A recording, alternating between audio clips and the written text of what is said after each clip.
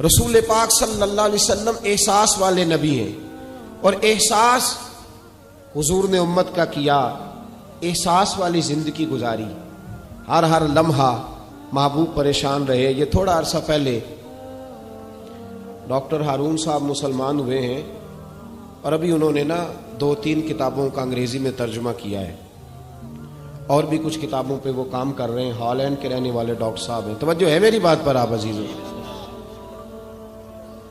Doctor صاحب کہتے ہیں کہ میں نے یہ سنا تھا کہ مسلمان دہشت گرد ہیں، یہ بم بلاسٹ کرتے ہیں۔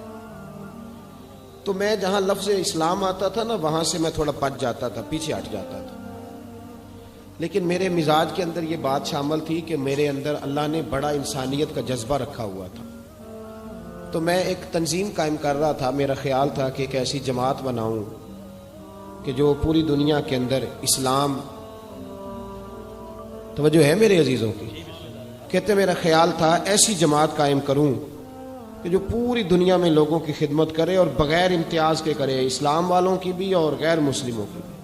لیکن مجھے بڑا دھچکا رہتا تھا کہ مسلمان سخت گیر قوم ہے۔ میں نے بہت ساری جماعتوں کا منشور اور دستور منگایا، اور میں نے کہا میں اپنی جماعت کا دستور لکھوں گا تو پہلے ذرا سارا میں مطالعہ کر لوں۔ ڈاکٹروں کا ٹیبل ہوتا ہے، اس کے اوپر شیشہ لگا ہوتا ہے، نیچے وہ جو چیز ضروری ہوتی ہے وہ رکھ لیتے۔ کہتے ایک مصر کے مولانا صاحب آئے ہوئے تھے ہالینڈ کے دورے پر، اچھی انگریزی جانتے تھے، تو کسی وجہ سے علیل ہو گئے۔ میرے پاس وہ آئے اور انہوں نے دیکھا کہ میں انسانی حقوق پر کچھ لکھ رہا ہوں، کام کر رہا ہوں، تو وہ دیکھ کر کے مجھے کہنے لگے کہ ڈاکٹر صاحب آپ کوئی تنظیم قائم کر رہے ہیں؟ میں نے کہا ہاں۔ تو کہتے انہوں نے ہلکا سا ٹچ دیا، زور نہیں دیا، اور ویسے بھی جو ہلکی بات ہوتی ہے وہ ذرا دل میں جلدی بیٹھ جاتی ہے۔ کہتے ہیں ہلکا سا ٹچ دیا، کہنے لگے اگر کبھی موقع ملے تو میرے نبی پاک کی بھی سیرت پڑھ کے دیکھیں، بس ہلکی سی بات، اور وہ جملہ چھوڑ گئے۔ اعلیٰ حضرت فاضل بریلوی علیہ رحمہ نے لکھا ہے ضروری نہیں کہ تم جو کہہ رہے ہو وہ منوا کے اٹھو، لیکن میسج ضرور چھوڑ دیا کرو۔ جب انسان کے ذہن میں بات ہوتی ہے یہاں سٹاک ہوتا ہے جب بات کا، تو جب وہ کام کرنے لگتا ہے تو ایک دفعہ وہ بات سامنے ضرور آتی ہے، کہہ دیا کرو۔ انہوں نے کہہ دیا کہ ڈاکٹر صاحب ایک دفعہ حضور کی سیرت بھی پڑھ لیں۔ کہتے ہیں میرے ذہن میں بات بیٹھ گئی، مصروف آدمی تھا، زیادہ تو نہیں میں مطالعہ کر سکتا تھا، لیکن میں ایک دن 10 منٹ گھر میں ملے تھے تو میں کمپیوٹر پہ بیٹھا، اور میں نے کہا کہ انگریزی میں جو کتابیں حضور سید عالم صلی اللہ علیہ وسلم کی سیرت کی ہیں ان کو ذرا دیکھتا ہوں۔ تو فرماتے ہیں کہ میں نے نیٹ پہ سرچ کیا، پہلی حدیث آئی اور میں کلمہ پڑھ کے مسلمان ہو گیا۔ حدیث کہاں ہے؟ سبل الہدی والرشاد میں بھی ہے، کنز العمال میں بھی ہے، مسند احمد میں بھی ہے، ابن اسحاق میں بھی ہے، ابن اشام میں بھی ہے، اور شاید سیرت کی تمام کتابوں میں آپ کو روایت مل جائے۔ نبی پاک صلی اللہ تعالی علیہ وسلم کی حدیث اور روایت کرتے ہیں حضرت سلمان فارسی رضی اللہ تعالیٰ عنہ،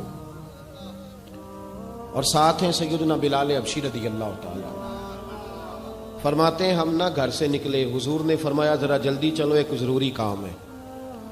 فرماتے ہیں بڑی تیزی کے ساتھ آج روٹین سے ہٹ کر محبوب نے تیز تیز قدم مبارک اٹھائے، تیز تیز، اور فرماتے ہیں ایک گلی ہم نے کراس کی، دوسری گلی میں جو پہنچے تو پھٹے پرانے کپڑے، سادی سی بی بی، اور حالت بتاتی تھی کہ بیچاری کسی غریب گھر کی ہے۔ وہ سڑک پہ کھڑی تھی اور رو رہی تھی۔ میرے کریم رسول نے فرمایا بلال اسے پوچھو کیا مسئلہ ہے، کیوں روتی ہے؟ تو حضرت سلمان عرض کرتے ہیں میں نے کہا حضور میں پوچھ لیتا ہوں، آپ جائیے، کام بڑا ضروری ہے جو نکلیں، میں معلومات کرتا ہوں۔ تو محبوب نے فرمایا نہیں، اس کے آنسو پوچھنے سے ضروری کوئی کام بھی نہیں، پہلے اس کی داد رسی ہوگی، اسے پہلے پوچھا جائے گا۔ روتے نہیں رہتے لوگ گھروں میں، لوگ گزر نہیں جاتے چپ کر کے؟ کتنے لوگ تڑپتے، کون احساس کرتا؟ نبی پاک سید عالم صلی اللہ علیہ وسلم رکے اور اس خاتون سے پوچھا کیا بات ہے؟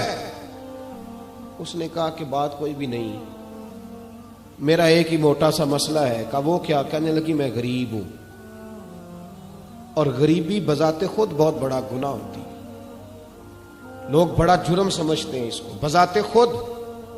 میں نے شروع میں کہا نا کہ مذہبی سٹیج کی بھی صدارت غریب آدمی نہیں کر سکتا, کیونکہ غریب جو ہوا جہد کول دتھی ہونی انہیں نیڑے بہنا ہے نا جی, جہد کول نہیں انہیں تو پیچھے جا کے بہنا اینڈ تے کول کیڑا دتھی ہے. اس سٹیج پہ بھی غریب آدمی کی صدارت نہیں ممکن ہو ہی نہیں سکتا. میرے رسول پاک سید عالم صلی اللہ تعالی علیہ وآلہ وسلم نے فرمایا پہلے اسے پوچھو کیا مسئلہ ہے. وہ کہنے لگی میں غریب ہوں, بوڑھی ہو گئی ہوں, ساری زندگی غلامی میں گزاری ہے, تیل لینے آئی تھی 5 دینار کا, بوتل میں تیل بھروایا ہے, اور اب بوڑھی ہوں نا تو کمر درد کرتی ہے, پیر پیچھے موڑا ہے تو میں گری ہوں, تیل زمین پی گئی ہے, اب زمین تو واپس نہیں کرتی, لیکن واپس جاؤں گی تو ایک یہودی عورت کی ملازمہ ہوں, وہ درے سے مارے گی, کھال ادھیڑ دے گی, میں بڑی پریشان ہوں, اب نہیں مار کھائی جاتی, ہڈیاں بوڑھی ہیں, قربان جاؤں. حضرت بلال کو حضور نے حکم دیا, فرمایا دوڑ کے گھر جا 5 دینار لا. فرماتے ہیں 5 دینار لائے, تیل خرید کے دیا, تو پھر رونے لگی. فرمایا آپ کیوں روتی ہے؟ اس نے کہا بتایا نا غریب ہوں, غریب کا جرم کوئی نہیں ہوتا, لیکن پیس دیا جاتا ہے, پھر بھی مار تو اب بھی پڑے گی, اب کیوں پڑے گی؟ تو عرض کرنے لگی محبوبہ مار اس لیے پڑے گی کہ دیر سے کیوں آئی ہے. تو میرے کریم رسول, اور وہ بی بی حضور ابھی آئے ہیں مدینہ طیبہ, امام یوسف صالحی فرماتے ہیں ابھی آئے تھے حضور, سبل الہدی والرشاد کے مصنف کہتے ہیں ابھی آئے تھے نبی پاک, وہ جانتی بھی نہیں تھی. تو سید عالم صلی اللہ تعالی علیہ وسلم نے فرمایا اچھا مار پڑے گی؟ کہا ہاں. او بھائی کونسلر جو کل آپ کو کہہ رہا تھا نا میں آپ کا خادم ہوں, کونسلر بے گناہ, بلکہ ہمارے ایس ایچ او صاحب اگر چودھری پہ پرچہ آ جائے تو اس کو ٹیلی فون کر کے پوچھتے ہیں صاحب جی تھوڑے خلاف درخواست آئی ہے, ادا کی کرنا ہے.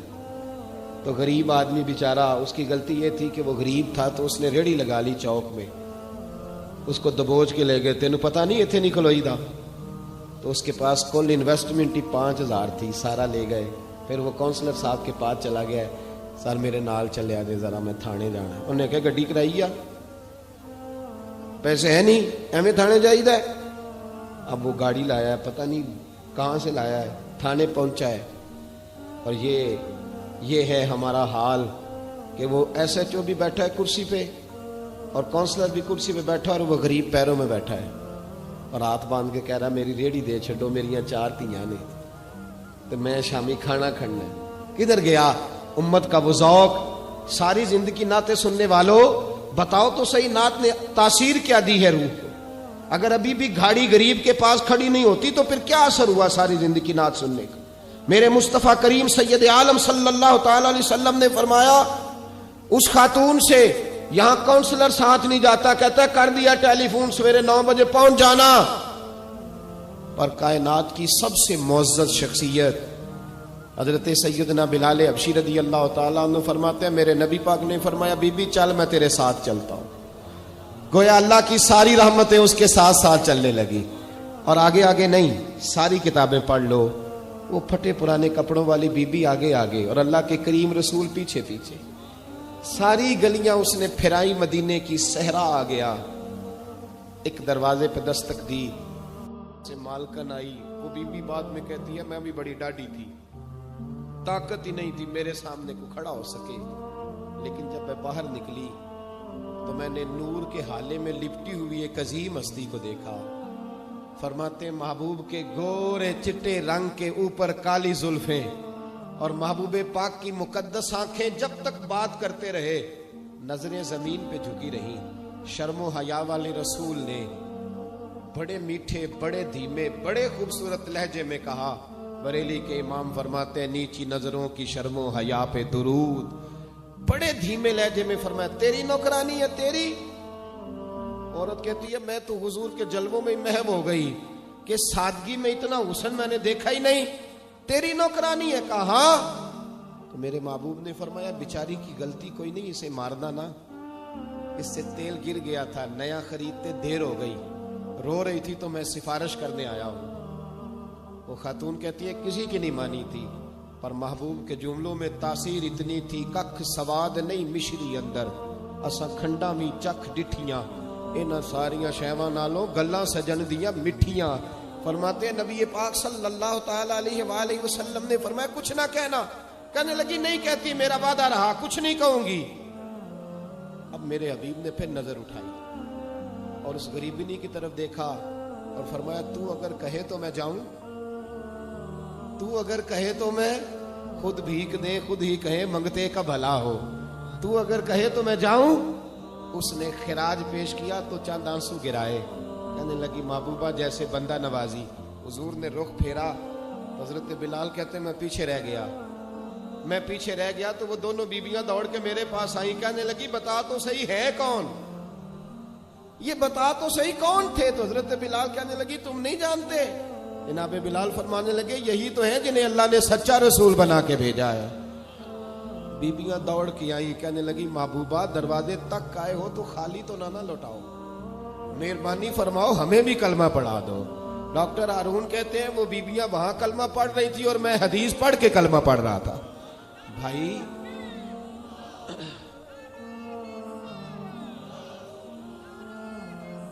اگر دولت احساس ہے نا پھر تو زندہ ہے. جو زندہ ہوتا ہے اس میں لچک ہوتی ہے، جو مر جاتا ہے وہ اکڑ جاتا ہے. اگر زندگی ہے تو پھر احساس ہونا چاہیے. اگر تیرے اندر زندگی ہے تو پھر احساس ہے، اور اگر تیرے اندر احساس نہیں رہا نا تو پھر زندگی زندہ دلی کا نام ہے. مردہ دل کیا خاک جیا کرتے، احساس سے مروت پیدا کر. تھوڑا سا دائیں بائیں بھی دیکھیں، تھوڑا پلٹ کر بھی دیکھیں کہ کہیں آپ کی ضرورت تو نہیں.